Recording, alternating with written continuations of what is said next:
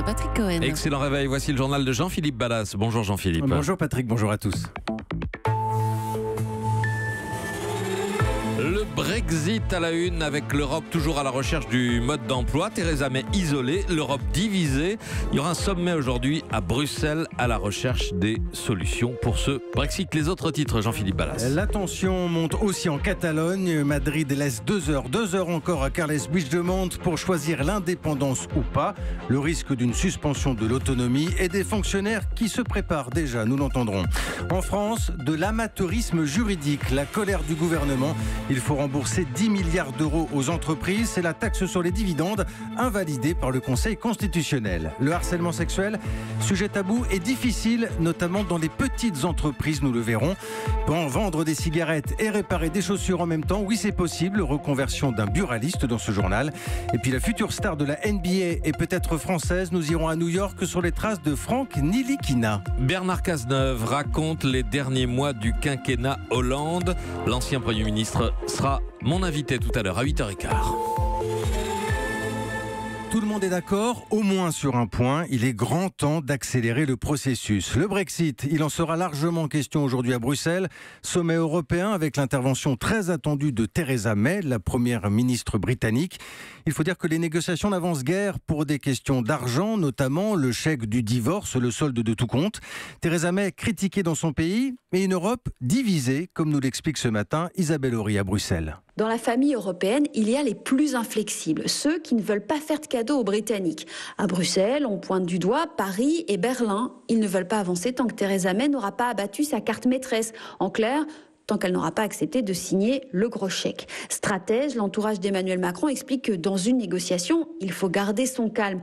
Le problème, c'est que les Anglais refusent depuis des semaines de lâcher l'argent. Ils exigent des garanties sur l'avenir de leur relation avec les 27. Résultat, les négociations sont totalement bloquées.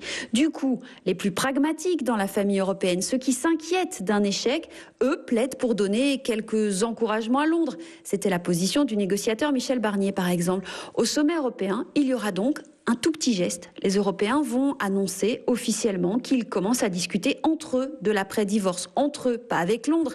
Mais ils espèrent que cela suffira à convaincre les Britanniques de desserrer enfin les cordons de la bourse. Bruxelles, Isabelle Horry, Europe 1. Et de son côté, Theresa May pourrait faire un petit geste également pour les expatriés et s'adresser à eux, notamment via sa page Facebook. 3 millions de ressortissants européens au Royaume-Uni. Lui aussi joue gros aujourd'hui. Carles Puigdemont, le président de Catalogne. Cette fois, Madrid veut une réponse claire, nette, précise. Dans 2 heures maintenant, ce sera la fin de l'ultimatum imposé aux séparatistes. Puigdemont devra dire s'il déclare ou non l'indépendance. Si oui, le gouvernement suspendra l'autonomie et sur place, on se prépare déjà. Les fonctionnaires catalans, ceux qui travaillent dans l'éducation notamment, vous allez l'entendre dans le reportage de notre correspondant Henri Delaguérie. Ils sont comme résignés ce matin. Comme pour tous les fonctionnaires de la région, les enseignants catalans s'attendent à devoir se plier aux directives de Madrid. Et pour eux, il y a une ligne rouge, c'est la remise en cause du système d'immersion linguistique en catalan. Ramon Forn est le porte-parole d'un syndicat enseignant. Ils vont sans doute vouloir changer la langue d'enseignement. Les professeurs vont s'opposer à ça. On va se mobiliser, c'est certain. Et les enseignants n'hésiteront pas à se mettre en grève. Chez les fonctionnaires, les avis sont partagés, mais tous, indépendantistes ou non, se disent inquiets. Certains estiment qu'il faudra respecter la nouvelle hiérarchie. D'autres, comme David Pérez, cadre de l'éducation, n'écartent pas la désobéissance. J'envisage l'objection de conscience. Je peux aussi résister et m'opposer ou plus simplement refuser d'obéir à certaines consignes. À Madrid, on est bien conscient qu'il sera très difficile de faire appliquer la suspension de l'autonomie. Voilà pourquoi le gouvernement espagnol se contentera de gérer les affaires courantes et tentera de limiter à quelques mois seulement cette mise entre parenthèses des compétences de la Catalogne. À Barcelone, Henri Delaguérie, Europe 1. Et pendant ce temps, à Malte, cette proposition inattendue du Premier ministre, il offre une forte récompense à quiconque fournira des informations sur l'assassinat de la journaliste blogueuse Daphne Caruana Galizia. Ses chroniques, ses enquêtes étaient très suivies à Malte. Elle dénonçait la corruption au sommet du pouvoir, notamment. Son fils accuse les autorités d'être complices. Europe 1, 8h04. L'actualité en France avec une polémique à 10 milliards d'euros. 10 milliards, c'est la somme que l'État devra rembourser aux grandes entreprises. En cause, la taxe sur les dividendes, mise en place en 2012 à l'époque de François Hollande. Bonjour Daniel Fortin. Bonjour Jean-Philippe. Rédacteur en chef du journal Les Échos. Cette taxe vient tout simplement d'être invalidé par le Conseil constitutionnel. Et le pire, Daniel, c'est que tout le monde finalement a fait l'autruche. Oui, d'où la polémique, Jean-Philippe. Tout le monde savait que ça se terminerait par une invalidation, motif rupture de l'égalité devant l'impôt. Depuis 2012, cette taxe sur les dividendes faisait d'ailleurs l'objet de multiples plaintes. Mais François Hollande a pourtant laissé faire. Chaque année, cette taxe a donc été prélevée. Et à l'arrivée, c'est son successeur qui hérite de l'ardoise. 10 milliards d'euros donc à rembourser, un vrai casse-tête. 10 milliards, concrètement, comment le gouvernement va-t-il s'y prendre pour rassembler une telle somme ? Alors les remboursements seront vraisemblablement étalés sur 5 ans, mais ça laisse quand même 2 milliards par an à trouver. Et là, on entre dans une situation totalement ubuesque, car le gouvernement réfléchit très sérieusement à une surtaxe sur l'impôt sur les sociétés pour financer cette mesure. Si je résume, on taxerait les entreprises pour rembourser les entreprises. Bercy promet que ça ne concernerait pas les PME, mais on nage quand même en pleine absurdité fiscale. Merci Daniel Fortin, rédacteur en chef du journal Les Échos. Et maintenant, un éclairage très intéressant sur le harcèlement sexuel. On en parle énormément ces derniers jours dans le monde du cinéma et des médias. Un peu moins dans le cadre des entreprises, disons, plus classiques. En principe, elles sont tenues, elles aussi, de faire respecter la loi. Il y a des outils, mais des difficultés aussi parfois dans les petites entreprises. Leila Hamzaoui est avocate, spécialiste en droit du travail. Il y a une obligation d'information, de formation et de prévention sur ces questions de harcèlement. Il y a une obligation d'affichage, il doit y avoir des dispositions dans le règlement intérieur, mais ça va rester très théorique. Dans une grande entreprise, vous avez des dispositifs d'alerte avec des remontées qui sont efficaces, anonymes et qui permettent de très bien protéger la victime. Vous pouvez prendre des mesures temporaires qui permettent que les deux salariés en question ne soient pas en lien. Si les faits sont graves, qu'il y ait une mesure de mise à pied. Ça, c'est très compliqué dans une petite entreprise où on a des contraintes de production, etc. On va vous dire, attendez, parce que là, je suis en bouclage, je suis en commande, ou voilà, dimension qui est inaudible pour la victime, mais qui est une réalité économique. Propos recueillis par Pauline Jacot, une femme sur 5 a été victime de harcèlement sexuel au cours de sa vie professionnelle, selon les chiffres du gouvernement. La politique et la petite phrase de Laurent Wauquiez, soit on est candidat, soit on se tait. Ambiance chez les Républicains. Le favori à la présidence le dit chez nos confrères de I24, réponse aux critiques au sein même de son parti. Et puis, Marine Le Pen, ce soir sur France 2, invitée de l'émission Politique. Elle sera notamment face au ministre des Comptes Publics, Gérald Darmanin. La suite du journal, Jean-Philippe Ballas avec une profession en crise. C'est le congrès des buralistes aujourd'hui à Paris. Toujours en guerre contre le paquet à 10 €. Et il y a ceux aussi qui anticipent et diversifient leur activité. Cet exemple étonnant dans l'Est, près de la frontière, un buraliste qui se met à la cordonnerie. C'est un reportage de notre correspondant Arthur Anbaché. Neuf-Brisac, c'est au bord du Rhin, et qui dit Rhin dit cigarettes, pas cher, pas loin. Même Jacques Gérardin en convient, c'est le patron du tabac, enfin désormais tabac cordonnerie. Disons que je suis un habitant de Neuf-Brisac, et j'ai envie de m'acheter des cigarettes, est-ce que j'ai intérêt à venir chez vous? On ne me posait pas la question comme ça, je vais quand même pas me tirer une balle. Oui, non, mais donc là, on a fini par se dire qu'il fallait qu'on fasse quelque chose de notre entreprise et que le fils était prêt à reprendre. On s'est dit, on ne peut pas lui redonner une affaire dans cet état. Enfin, ça me paraît assez clair. Avec un paquet à 10 €, on va encore perdre certainement 10 à 15%.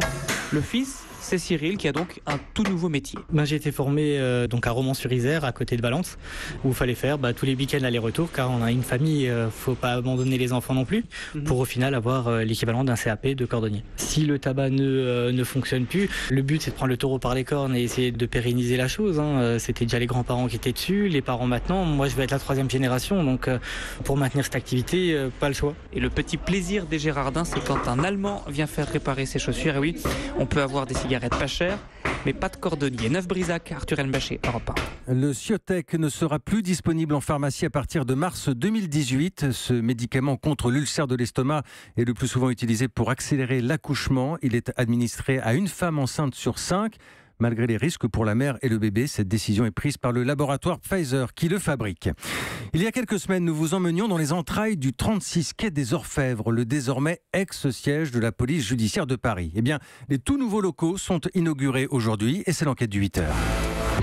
Au revoir l'île de la Cité et bonjour le nord-ouest de Paris. Un tout nouveau bâtiment de 50 000 mètres carrés. Il est au 36 lui aussi, mais le 36 de la rue du Bastion. Guillaume Biet a pu le visiter.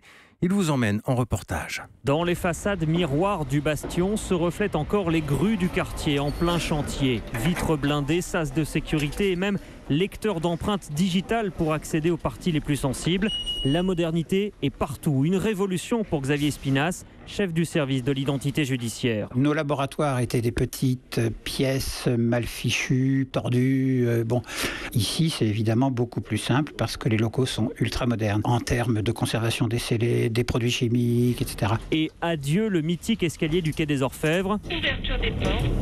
Ici, 6 ascenseurs desservent les 14 niveaux du bâtiment, dont 2 étages dédiés aux gardes à vue, 42 cellules au total. Cyril Coetleven, chef adjoint du cabinet direction. Devant nous, on a des cellules collectives et individuelles. Et juste ici ? Et juste en face de nous, des bureaux pour les auditions, puis des bureaux pour les entretiens avec les avocats. En fait, maintenant, on a changé de principe. Avant, le gardé à vue allait dans le bureau de l'enquêteur. Maintenant, c'est le contraire. C'est l'enquêteur qui vient au gardé à vue pour être entendu. Un vrai changement de culture pour les policiers et plus le risque que les suspects ne croisent la victime ou un témoin dans les bureaux. Du 4e sous-sol jusqu'au 8e étage, le bastion regorge d'innovation avec un stand de tir digne de celui du RAID.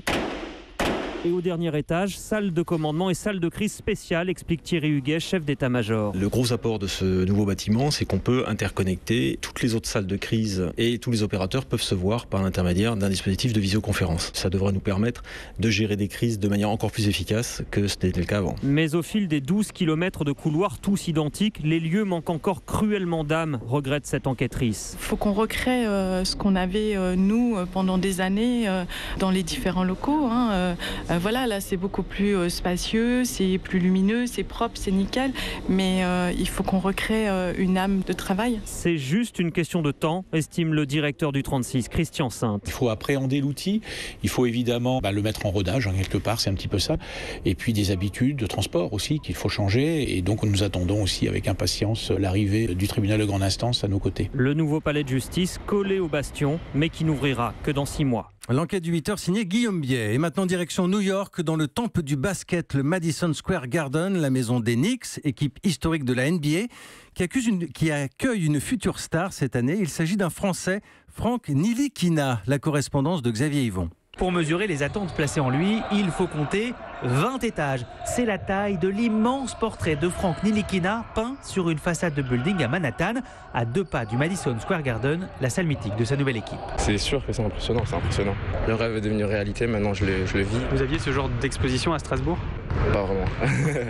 Sinon quelquefois dans des arrêts de bus, mais c'était pas 20 étages sur un immeuble près du Madison Square Garden. Est-ce que ça vous met pas un peu plus de pression ? Non, de pression, non, faut pas le prendre comme ça. Moi je le prends plus comme une motivation, justement, aller m'entraîner encore plus dur, jouer encore plus dur. Et ça fait partie des choses qu'il faut apprendre ici, ajoute le jeune basketteur à la maturité étonnante du haut de ses 19 ans. La NBA, c'est son rêve depuis qu'il en a 5, à tel point qu'il a développé son anglais autant que ses dribbles. Et pour l'adaptation, il a un parrain de choix, l'autre Frenchie de l'équipe, Joachim Noah, qui lui a donné quelques conseils sur la vie à New York. Il faut faire très attention, c'est une ville qui ne dort pas. Alors, quand on est sportif de haut niveau, il faut bien dormir. À la fin de l'entraînement, Franck Ntilikina s'attarde à tirer quelques paniers. L'équipe le met en avant parce qu'elle n'a pas vraiment de star, dit un vieux journaliste sportif de New York. À lui d'en devenir une. New York, Xavier Yvon, Europe 1. Et puis facile, le PSG 4-0 en Ligue des Champions contre Anderlecht hier soir. Merci, c'était Jean-Philippe Ballas pour le journal. Europe 1.